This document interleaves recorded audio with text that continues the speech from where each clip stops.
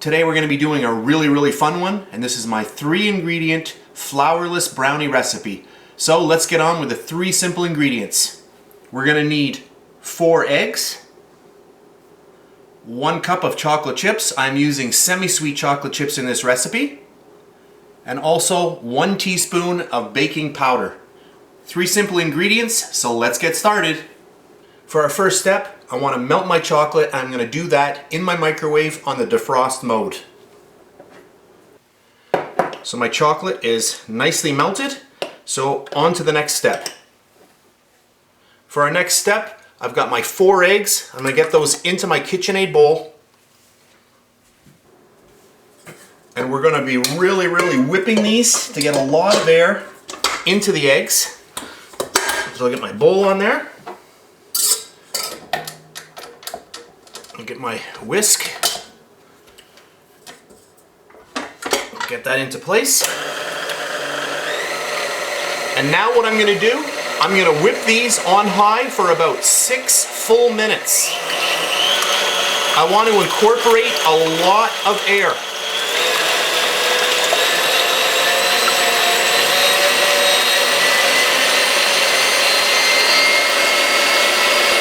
So I'm going to let this go for a full 6 minutes, and then I'll come back.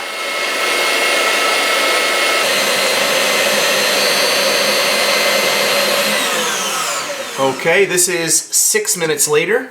I'm just going to remove this for a second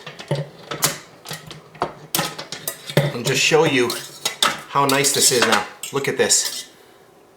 Let me tilt it here so you can see it in the camera. Really nice. At this point,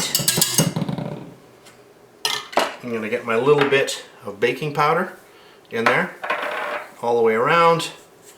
That's good. And a very important note, I have my oven preheated to 350 degrees Fahrenheit. Your oven must be ready to go. When this recipe is ready, we're going to pour it into our pan, and we want to get that right into the oven as soon as possible. I'll get my bowl back on.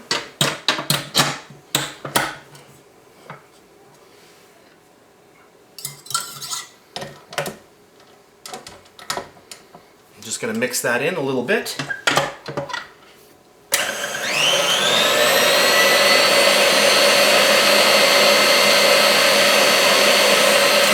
Okay, that's good.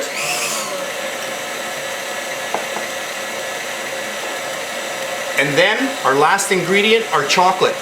And I want to have my mixer going while I'm adding the chocolate in.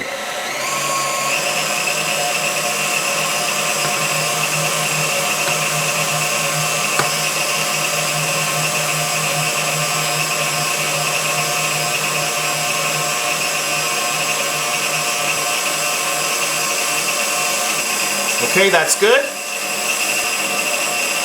I'm going to grab a large spatula, and I just want to get all of that chocolate on the side of the bowl down into the actual mixing area.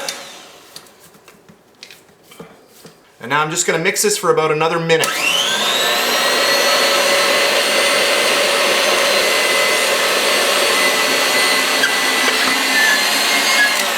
Okay, that's good. We'll remove our whisk. Remove our bowl.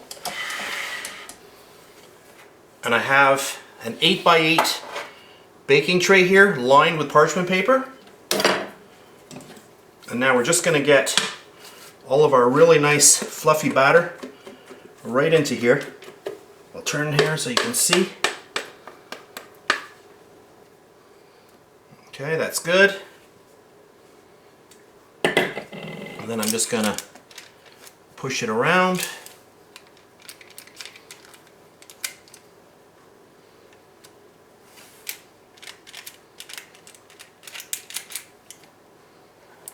You don't want to play with this too much. You don't want to deflate the mixture.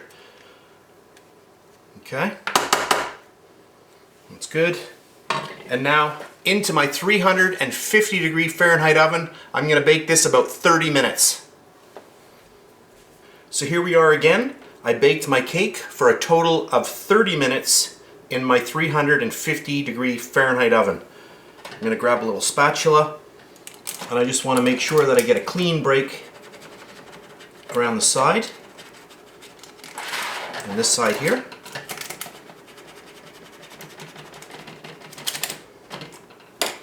And we'll take our little pins off. And there we have it. So I'll remove that. We'll bring in our cutting board. I just wanted to mention before I forget that the method that I used here to make the brownies, where we took the eggs and really whipped a lot of air into them, it's the same kind of technique that you would use when you're making a sponge cake. My brownies have been cooling now for about 45 minutes, so they're good. There's a little bit of warmth left, but that's okay. I'm just going to cut off the edge. And for a flourless brownie, this is really, really amazing. My knife just went right through that.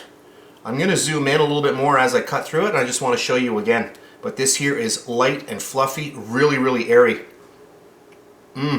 So good. So let me just zoom in on the edge here, and then I'll take another cut. So I've zoomed in quite a bit. Hopefully you can see the texture of this. Let me just lift it up a little bit. This is so light. I can give it a little squeeze. Can you see this? That's because we whipped those eggs for so long. I did a total of 6 minutes in my KitchenAid mixer. So let me just cut into this again. Make sure we're on camera here. Just watch how easily my knife goes through this. It's like cutting through air. Watch this.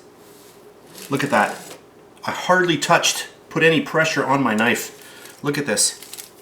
I mean, this is amazing. A truly light, delicious brownie. And remember, this is gluten-free, no flour in it whatsoever. Love it. So you can finish this off any which way you like. You could frost it if you wish, or if you want to keep it on the healthier side, you could just eat it like this. A really, really simple recipe. I hope you enjoyed it. If you did, please give me a thumbs up, subscribe if you wish. I really do appreciate that. That's it, and I'll see you next time.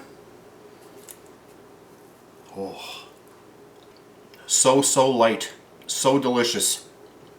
After I finished filming my video, I thought I would have a little fun with an egg ring and a little piece of plastic. And what I did was I just used the egg ring, I pushed it into the brownie, cut myself a circle, inserted the little piece of plastic, and then I poured a little bit of milk chocolate on the top. And I wasn't going to film this, but I thought I'll just end off the video like this, even though I did say goodbye earlier. So I'm just going to, I'll just show you the bottom. So I'm just going to push this up, and you can see with that little piece of plastic how easily that just slides right out. And this is just for making eggs. So it's just a little stainless steel ring, a couple of dollars for that, but very, very handy. And then, let me get a little plate.